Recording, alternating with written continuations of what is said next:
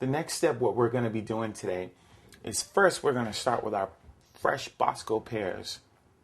These are my favorite, real super sweet, really nice, and I just grew up on these. You know, everyone grows up on a certain type of pear. You have Bartlett's, you have Boscos. Boscos were my favorite. So I'm actually just going to shave these down. Kind of get all that skin off, peel that away.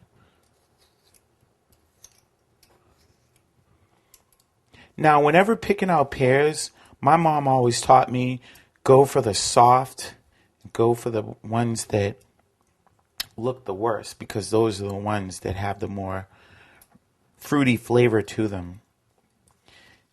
And the Bosco pears are one of my favorites. So we're just going to scrape and get all this off and clean it down.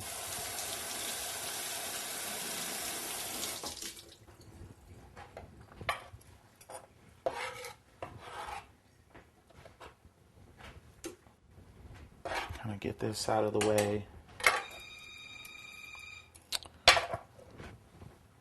So from here, our next step, we're just going to get all of this outer perimeter of this pear off.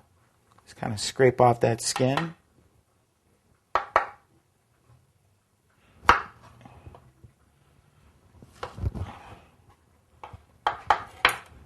Let me just tell you, cutting through this, oh my goodness, there is nothing.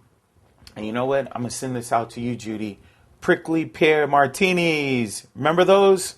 So this is what inspired me to put pears into my salad. So, and you can always use poached pears, gorgonzola cheese, a little bit of a pear puree, vinaigrette. That always works as well. So we've cleaned our greens.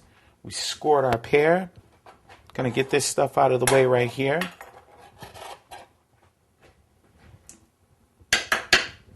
Get this all out the way. This is starting to get good up in here. I'm getting excited. Getting excited. Get this all out the way. The best thing about any chef is knowing the ability to keep your sink clean, have your ingredients chopped, and everything just be laid out. Makes it work so well. So, as you can see, I've done today. We scored our pear. We're getting ready to go on to our next step. Let's do it.